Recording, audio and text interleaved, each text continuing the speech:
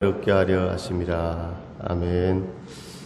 할렐루야. 하나님의 은혜와 복이 우리 성도들에게 넘치시기를 소망합니다. 오늘 본문의 내용은 바리새인이고 유대인의 지도자인 니고데모가 밤에 예수님을 찾아왔습니다. 그리고 예수님과 대화를 이어가는 그런 말씀입니다. 오늘 니고데모는 예수님께 하나님께로부터 오신 선생이라고 이렇게 고백을 했습니다. 그때 예수님은 니고데모에게 사람이 물과 성령으로 거듭나지 않으면 하나님의 나라에 들어갈 수 없다 이렇게 말씀하고 있습니다. 니고데모는 그 당시에 정말 세상에서 좋다는 것은 모두 소유한 그런 사람이었습니다. 오늘 3장 1절에 그런데 바리새인 중에 니고데모라 하는 사람이 있으니, 오늘 니고데모는 바리새인이었습니다.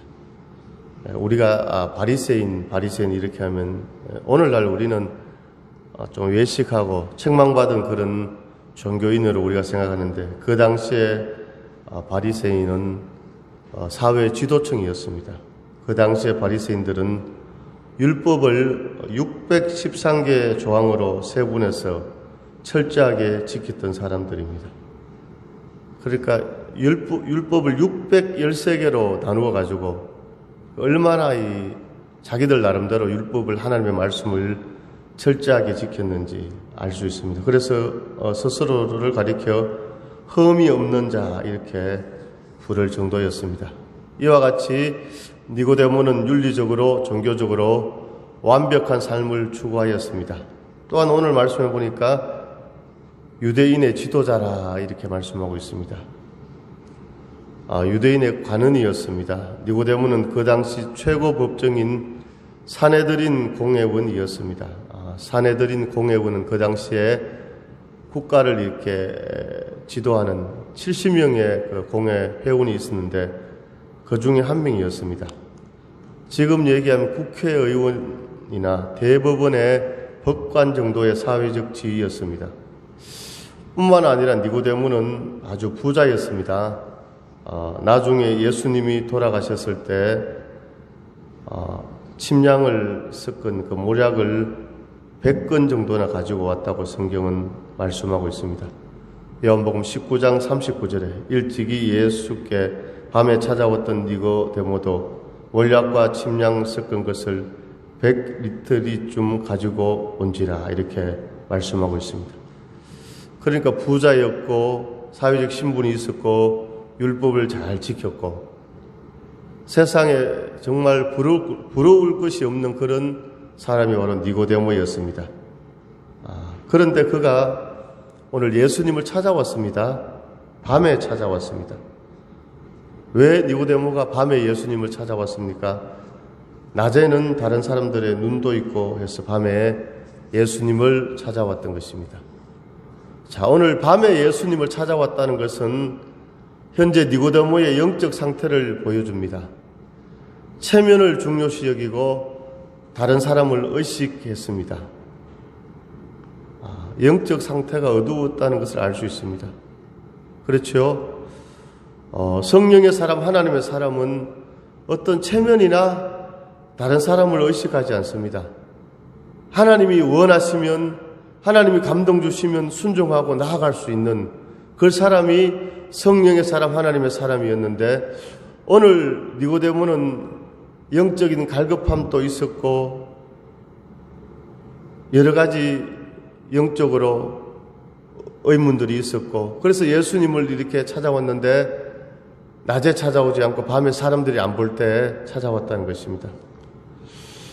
오늘날도 신앙생활을 하면서 예수를 믿으면서도 다른 사람을 의식하고 체면을 중요시하고 이런 그리스도인들을 우리가 많이 볼 수 있습니다.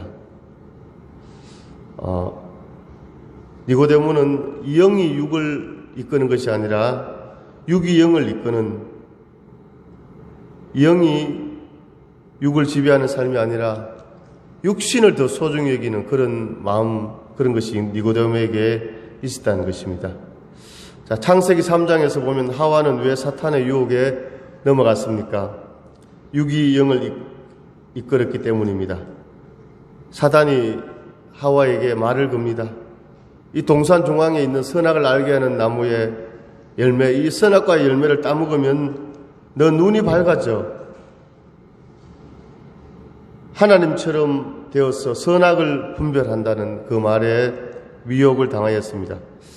이 말을 듣고 동산 중앙에 있는 나무를 보니까 먹음직하고 보암직하고 지혜롭게 할 만큼 탐스럽기도 한지라 그 열매를 따먹고 창세기 3장 6절에서 이렇게 말씀하고 있습니다.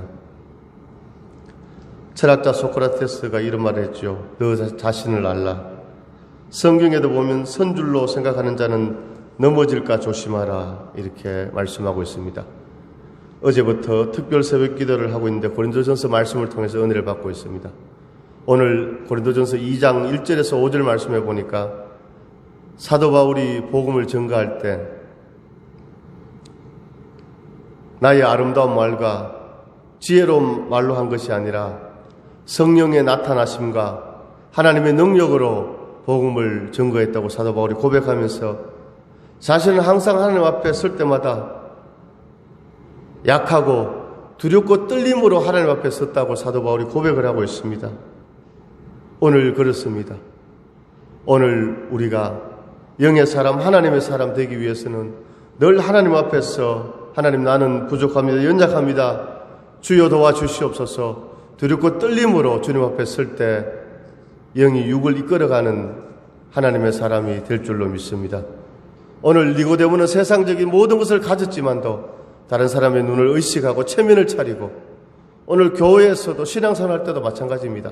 하나님이 감동을 주시면 다른 사람을 의식할 필요가 없습니다. 순종할 수 있습니다. 집사님 이거 어떻게 할 겁니까? 그거 아니다는 것이죠. 하나님이 말씀하시면 주님 말씀하시며 내가 나아가리다. 주의 뜻이 아니며 내가 멈춰서리다. 하나님은 이 땅을 창조하신 분이십니다. 하나님은 우주 만물의 역사를 주관하시는 분이십니다. 지금 삼성의 그룹 총수가 저 감옥에 가가 있잖아요. 이 감옥에 가가 있는 것이 이게 법적으로 맞는지 안 맞는지 그건 모르겠습니다. 예를 들어서 하나님이 돈이 필요하시다면 우리나라 재벌그룹 회장이 예수를 믿고 회심하고 11조를 드린다면 우리 교회 같은 교회는 만교회, 10만 교회도 세워가고 선교하고 할 수 있지 않습니까? 근데 하나님 왜 그렇게 하지 않습니까?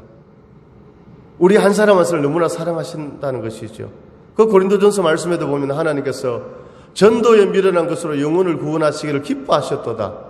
하나님이 오늘 이 아산 지역의 불신자들 절에 가는 사람 예수 믿게 하려면 간단합니다. 밤 12시에 하늘에서 음성을 냅니다. 아산 시민들아 바깥에 나가서 지옥과 천국을 보라. 한 30초만 보여주면 벌벌벌 떨면서 다 주님 앞에 달려올 것입니다. 그런데 하나님께서 왜 그렇게 하시지 않습니까? 전도에 미련한 것으로 영혼을 구원하시기를 기뻐하셨도다.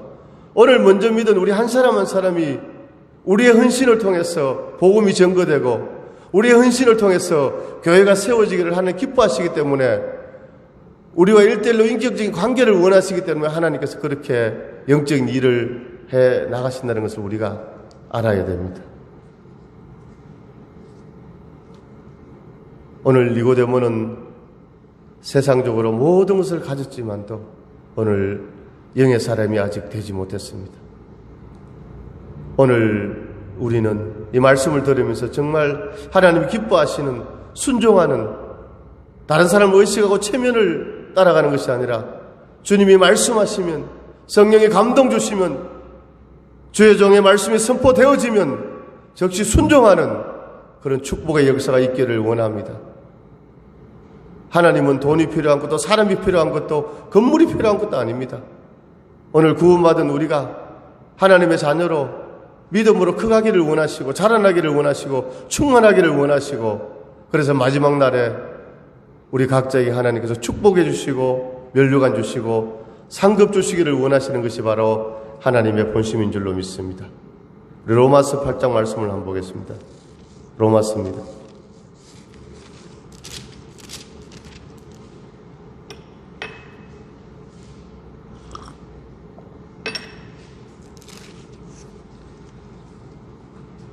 (8장 5절에서 9절까지) 교독합니다. 육신을 따르는 자는 육신의 일을, 영을 따르는 자는 영의 일을 생각하나니. 로마서 8장 6절입니다. 로마서 8장 6절을 읽어주십시오.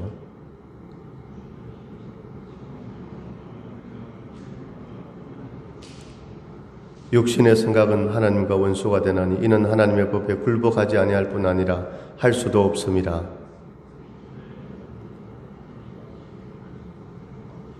만일 너희 속에 하나님의 영이 거하시면 너희가 육신에 있지 아니하고 영에 있나니 누구든지 그리스도의 영이 없으면 그리스도의 사람이 아니라.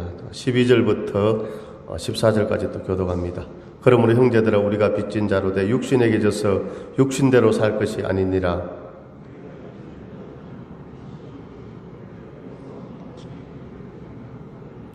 무릇 하나님의 영으로 인도함을 받는 사람은 곧 하나님의 아들이라.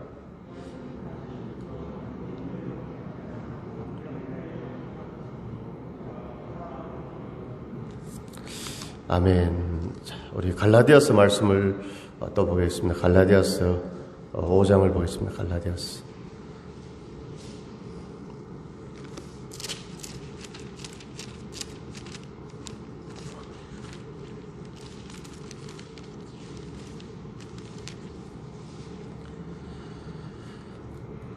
자, 5장 16절부터 우리 교독합니다. 내가 이르노니 너희는 성령을 따라 행하라. 그리하면 육체의